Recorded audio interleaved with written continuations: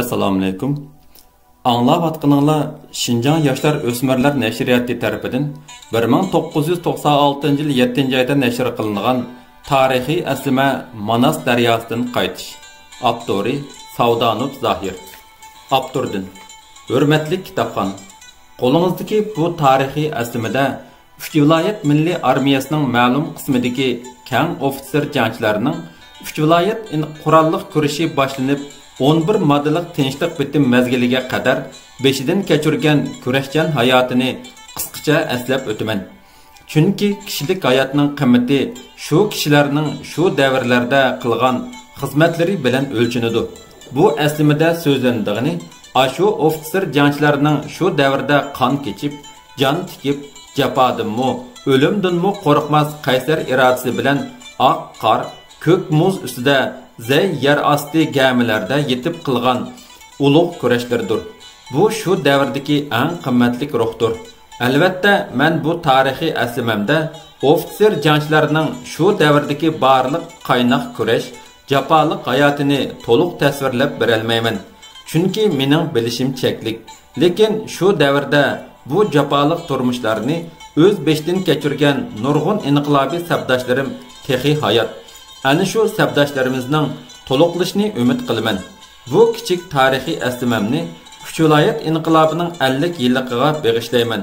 1994 yil 4-oyning 8-kuni. 1-bob G'ulja shahrining ozod qilinishi. G'ulja shahriga Nilqa partizanlarining kirishi. 1943-1944 yillar Shingshay Duban debmi atiladi. O'zining hiligarlik niqobini yirtib tashlab, ochiq oshkora holda Gomindan aksiyatchi hukumatining bosh atamini Jiang Jishining qo'yniga o'zini otgandan boshlab, Xinjiang xalqiga solgan zulmi, terrorlik, fashistlik qilmishlari hasilab eshib ketdi. Beguna fuqarolarni va ziyolilarni xoin degan har xil batnomlar bilan turma va zindonlarga tashladi, surgun qildi. Nurg'un odamni qabih fashistlik usullar bilan qiynab o'ltirdi, chopdi. Turma va quduqlar jasadlar bilan to'ldi. U yana Xinjiangda ishlayotgan Jungo kommunistlarini, ya'ni Qin Tanqiu, Mao Zemin, Lin Jilu qatorliq kommunistlarni tutqun qildi. Fojialik ig'ir kunlar Xinjiang xalqining beshiga orqa-orqadan kelgili turdi. Bu xil dahshatlik zulmdan qutulib, ozod bo'lishning birla chorasi bor edi. U bo'lsa-mu butun xalq qo'zg'alib, zulmga qarshi inqilob qilish edi. Mana bu uzun yillardan buyon ezilish va dahshatlik ig'ir kunlarni beshidan o'tkazayotgan amgakchi xalqning orzusi edi. Mushundaq kunlarda inqilobiy peshvolarimiz inqilobni 8-9 oylarda elining Nilqa tog'laridan boshlab inqilob o'tini butun Xinjiangga tutashtirdi. Bu inqilob uchqini butun Xinjiangdagi barliq har millat ichidagi vijdonli kishilarni Gomindan mustabid hokimiyatiga qarshi uyg'otdi va qo'zg'adi. Mana shunday kunlardan birida Nilqa partizanlarining harakatlari to'g'risida gap so'zlar xalq ichida keng tarqalyotdi. Bu inqilobga qatnashish uzundan buyon mening qalbimdimi to'lqinlab o'rkash yasayotgan bir ulug' arzu edi. Menmu o'z dematliklarim orasida ashundaq gap so'zlarni anglab, ko'nglimda ashu botur partizanlarga havas qilatdim. Lekin ularni qandoq tepib, u sepga qandoq qatnashish to'g'risidagi bu arzu kecha kunduz ko'nglimga zodi aram bermaydi. Ammo Gomindanchilar xalqni aldab, qaymoqtirish uchun har bir mahallaning gayjonlari orqali Nilqidagilar olti o'g'rining ishi, ularni hukumat yo'qtidi, ular tarqatgan fitna ig'volarga ishonmanglar deb keng jamoatga tashviq qiladi hamda xalqni qaymoqtirib ishontirishga urinadi. Lekin Nilqa partizanlarining shaharga qachon, qaysi vaqtda kirishini hech kim bilmaydi va bir narsa deyolmaydi. 1944 yil 11-oyning 5-kuni tushdan keyin men Dong mahalladagi uyimdan dadamlarni yo'qlab kelay deb To'pidanga kelgan edim. U kuni kech bo'lib ketib qo'nib qoldim. Chunki u kunlarda shahar ichida kechda yo'l yurish man'i qilingan edi, ham xatarlik edi. 11-oyning 6-kuni sahar soat 3 mezgili tun qorong'usi bo'lg'achqa texi amdi subi ko'tarilish oldida jamoat texi bomdod namoziga mangmagan vaqt dadam bomdodga ta'ratilish uchun o'rindan yangila turgan bo'lg'achqa menmu o'yg'ongan edim. Yiroqdan kelayotgan bir to'p otliqlarning ovozi anglandida asta bizning darvoza oldiga kelib to'xtashdi. Birdamdan keyinla ularning otlardan tushgan ovozi anglandi. Angacha ulardan birisi darvozni asta chekib, "Birodarlar, darvozni ochinglar, biz o'z odamlar" degan ovozi anglandi. Dadam darvozni qiya ichib darhalla "Sizlar kim, nima odamlar?" deb so'radi. Ular "Biz Nilqa partizanlari, birodar, darvozni ichib beringlar, G'ani kam keldi" deb asta javob berdi. Dadam darhol darvozni ichibdi. 7-8 otliq odam darvozadan kirdida "Buvay, darvozni taqab qo'ying" deb buyruq qildi. Bu chaqda men ichki kiyimim bilanla ichkirki uyning darasidan qarab turatdim. Yana bir to'p otliq partizanlarning qo'shni qo'rovlarga kirgan ovozmi anglanib turadi. Partizanlar harakatini nihoyat siyliq, gap so'zlarini nihoyat asta qilib, shapa chiqarmaslikka tirishayotganday qiladi. Angacha menmu darhol kiyimlarimni kiyib, "Assalomu alaykum" deb dalan uyga chiqib, ular bilan ko'rishdim. Bularning ichida Uyg'urmi, bir necha qozoqmi bor edi. Lekin bularning hech qaysini tanımaydi ekanman. Bu partizanlardan 3 kishi uyda qilib qolgan partizanlar otlarini minishib, Xanzu bozor tarafga qarab ot chepishib ketishdi. Arada 2 soatdek vaqt o'tib, tongmi yorib jamoat bomdod namoziga mang'an vaqt edi. Heliqi otliq sirtqa chiqib ketgan partizanlar 2 ayolni otga mingashtirib qo'roga kirib keldi. Ular uyga kirgandan keyin dadam partizanlarga qarab "Balam, G'ani degan qaysinglar? Men bir ko'rib olay" dedi. Partizanlardan biri "Mana G'ani degan bu kishi bo'ladi" deyishiga yana bir qozoq yigiti qo'shimcha qilib "Babay, meniki ko'rib olingiz. Qaynag'ani degan Batir o'si kishi bo'ladi" dedi. Angacha G'ani akam dadamning oldiga kelib salomlashib, dadamga zo'q bilan qaradida "Buvay, sizning ism shariflari kim bo'ldi?" deb so'radi. "Mening etim Nizomiddin, bu mening o'g'lim Toyir" dedi dadam Toyir akamni. Ondan keyindan meni ko'rsatib, "Bu kenji o'g'lim Zohir bo'ladi. Bu balam Urumchida bir cho'ng maktabni tugatib kelib, hozir yinimda chorva texnikdamdo bir yerda ishlayotdi-ku." Bizmi yugurib kelib G'ani akam bilan ko'rishdik. Men burun G'ani o'g'ri degan bak yo'g'on odam, u yo'g'on to'paqlarni ko'tiriplab olib qochdi degan gaplarni anglagan, ammo o'zini ko'rmagan edim. Mana bugun o'zini ko'rib, o'z ko'zlarimga ishonmay qoldim. G'ani akam rastilla intayin baslik, qovul, palvon odam ekan. Bir qarashdila odamlarga surlik ko'rinadigan. Shu araliqda dadam G'ani akamdan heliqi ayollarning kim ekanligini so'radi. G'ani akam Mo'mayning Fatih Muslimov degan No'g'ayning onasi ekanligini, yosh ayol uning ayoli ekanligini tunishtirdi. Go'mindanchilar Fatihni tutolmay, Fatihni tepib bersan deb onasi bilan ayolni go'rga kelib, To'pidongda Parang doktorxonasining yo'g'on qurosini turma qilib, ularni shu yerga solab qo'ygan ekan. G'ani akamlar qarovul soqchilarini joylab etib, ularni qutuldirib chiqibdi. Dadam shu an duoga qo'l ko'tarib, Xudodan ularga oq yo'l tiladi. Angacha apam dasturxon raslab, samovarda puruqlab qaynayotgan issiq choydan bularga choy qo'ydi. Ular amdila bir piyoldan issiq choyni ichib turib edi. Osmonda qo'sh qanotliq bir aeroplan paydo bo'ldi. Shu arada mahalladagi partizanlar tushgan qoro bilan bizning qoroga o'gizlarga to'kirlab o'q tushishga boshladi. Go'mindanchilar vahshiylashib mahallani o'qqa tutqili turgan edi. G'ani akam darhol o'rnidan turib, mahalladan tiz chiqib ketish to'g'risida partizanlarga buyruq qilib, otlarini minib minishga tayyorlandi. Bu chaqda menmu hayojonimni bosolmay tipirlab qoldim-da, dadamga ular bilan ketadiganligimni aytib, harva etini menga berishni iltijo qildim. Dadam gap qilmayla harva etini to'qib, mening qo'limga tutqizdi. "Xudoga omonat bolam, o'zingga paxas bo'l" deb peshonamga birni suyib bag'riga bosdi. Angacha onammi kelib meni o'z bag'riga besib, "Jinim bolam, seni Allohga topshirdim" deb yig'lab turib uzatdi. Vaqt qistab turg'achqa, menmu oldi keynimga qarmayla itimga mindimda G'ini akamga qaradim. G'ini akam, "Yaraysan yigit", dedi. Hamda dadamga qarab, "Xo'sh buvay, bizga aql tilislar", dedi-de, partizanlarni boshlab qo'rovga qandoq tiz kirgan bo'lsa, shundoq tiz chiqib ketdi.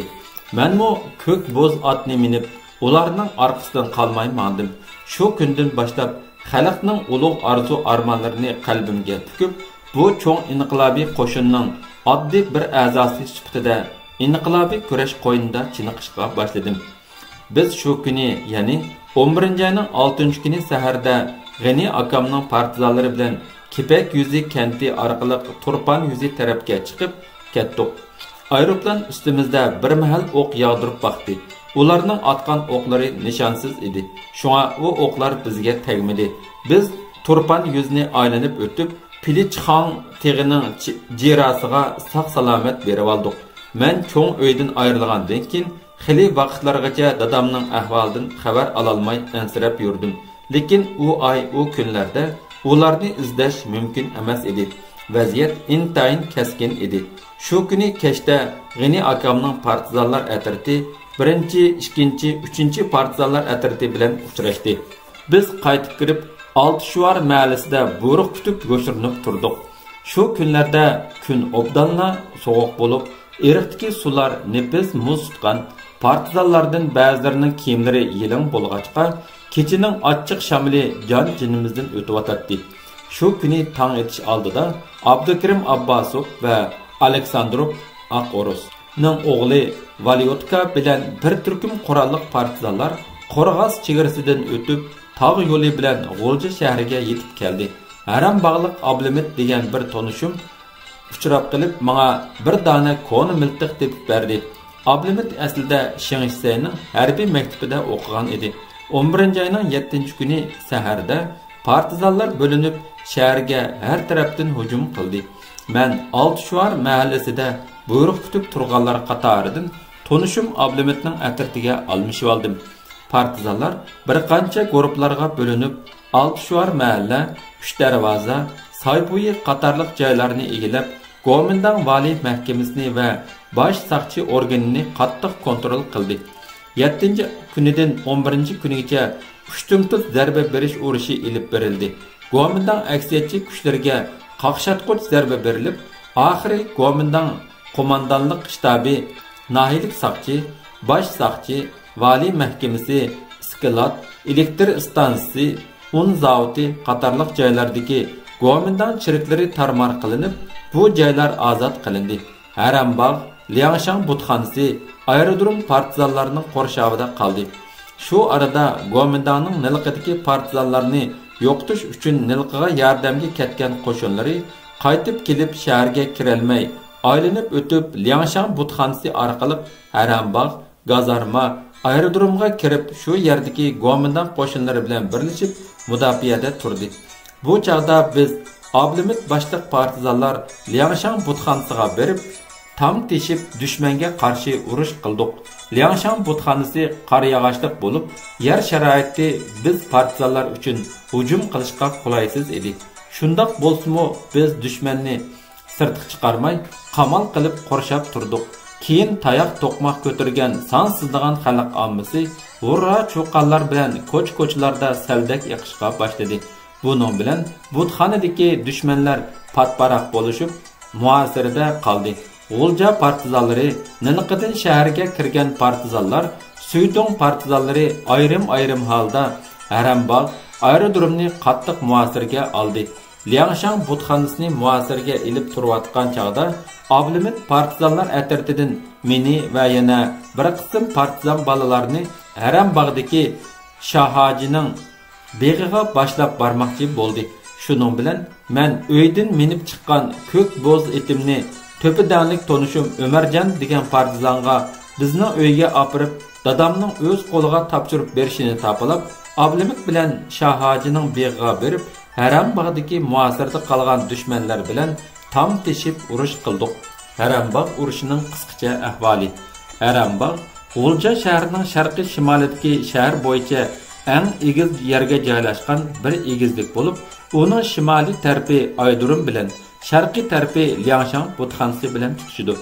Harambog' uzun yillardan buyon askar turg'izadigan gazarma bo'lib kelgan. Kuomintang davrida bu yerga havo armiyasining o'qitish atriti joylashgan bo'lib, havo armiyasi punkti, havo armiyasining havorayi punktimi shu joyda edi. 1944-yil 11-oyning 15-kunidan keyin Kuomintangning G'oljida turishliq qismlari G'olja shahridagi qo'mondonlik shtabi va tarqoq o'rinlardagi qo'shinlari partizanlarning zarbasidan qochib, Harambog' gazarmasiga kirib oldi. Bo'libmi Kuomintangning muntazam qismlarining xili ko'p qismi Nilqa partizanlarini yo'qotishga berib, hech ishni amalga oshira olmay o'lgan va yaradorlarni mashinaga besib G'oljaga qaytib kelishda shaharga kira olmay Harambog', Aydurum, Liangshan butxonasi qatorliq 3 o'ringa kirib olgan edi. Ular shu o'rinlarda mudofaada turdi.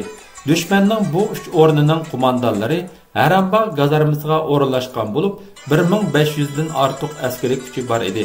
Bu chaqda Urumchidagi Kuomintangning Ju Shaoliang degan alohida qo'mondoni 7-diviziyasining muavin diviziya komandiri Du Difuni iliga avatib, ili oldingi saf qo'mondonlik shtabining qo'mondonligiga tayinladi.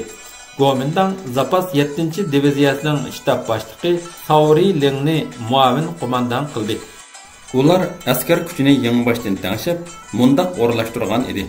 Kuomintang 19-polkining komandiri Ping Junyinni mazkur polkning 2 batalyoni va yangi askarlar mustaqil batalyoni bilan birlikda Harambog' liniyasini mudofaa qilishga, 21-polkining komandiri Jiang Xuanchun mazkur polkning 1 batalyon va 1 rotasi bilan Liangshan butxonasini mudofaa qilish bilan sol qanot terkishish nuqtasini shakllantirishga, 128-diviziya 383-polki 3-batalyonning komandiri Li Chi mazkur batalyon bilan aerodromni mudofaa qilish orqali o'ng qanot terkishish nuqtasini shakllantirishga o'rlashtirilgan edi. Ju Shaoliangning Harambog'ni qo'g'dab qilish uchun o'rlashtirgan planlari oxir qarga kelmadi. Harambog'dagi dushmanlar uzun muddat mudofaada turib, yordam kuchlarining kelishini kutish maqsadida o'zlariga ko'proq oziq-tulik to'plash uchun davomli kechasi kichik atratlarni atrofdagi yezilarga Baykul, Dadamtu, Kepekyuzi, Töven Panjim qatorliq yezlarga avatib, fuqarolarning ochliq, mol-mulkini bo'lashga kirishdi. Bu xil ahvolni partizanlik qo'mondonlik shtabi bilgandan keyin darhol tadbir qo'llanib, G'o'lja shahar xalqini harakatlantirib, xalq ommasi partizanlar atratlariga moslashib, qo'llariga tayoq, to'qmoq, qilich, miltiqlarni elib, ilgari keyin bo'lib sirtqa ochliq bo'lash uchun chiqqan Kuomintang qo'shinlariga yo'shirin zarba berib, xuddi mushuk chashqanni qo'g'lab tutgandek o'z uvusi Harambog' gazarmasiga kirgizibdi. Bu chaqda Harambog' ichidagi Kuomintangning milliy askarlaridan Tayjang Setivaldi bir oddiliniya Uyg'ur askarni boshlab partizanlar sepiga qo'shildi. Shu arada bir qism xalq qo'zg'alib, partizanlarga moslashib, aerodromning qo'mondonlik ishlaridagi radio aloqalashish punktini ishg'ol qilib, dushman aeroplanlarining yer bilan aloqalashish liniyalarini uzib tashlab, dushman aeroplanlarini yerga qo'nolmas qilib, palach holatga tushirib qo'ydi. Bu kunlarda Urumchidan kelgan dushman aeroplani G'o'ljani havodan razvad qilib turadi. Araliq o'qqa tutatdi. Partizanlar o't kuchini markazlashtirib, dushman aeroplanlarini shiddatli o'qqa tutqachqa, aeroplanlar yerga yiqilisha olmaydi. Shuning bilan dushman aeroplanlarining Harambog' aerodromida muasirda turgan askarlarga havodan tashlagan oziq-tulik, o'q-dorilarning ko'pinchisi bizning partizanlar kontrolidagi joylarga tushadi. 1944-yil 12-oyning 18-kuni dushman aeroplani havodan tashlagan ochliq, o'q-dora qachlangan 12 dona parashutning 11-i partizanlar ishg'ol etgan rayonga tushdi. 12-oyning oxiridan boshlab partizanlar dushmanning 3 tayanch punktiga orqa-orqadan 6 qitim keng ko'lamli hujum qo'zg'achqa, dushmanning Liangshan butxonasiga kuchi bargancha ojizlab, bir batalyondan ortiq askardan ozroqla odam qolgan edi. Harambog'ga qilgan hujumda Harambog'ning sharqiy tarafidagi bir necha muhim o't tochkalarini pachaqlab tashlab, Liangshan butxonasiga yaqin sozliqdagi tugmanni ishg'ol qilib, zo'r miqdordagi bug'doy, un qatorliq narsalarni g'animat oldi. Davomi bor.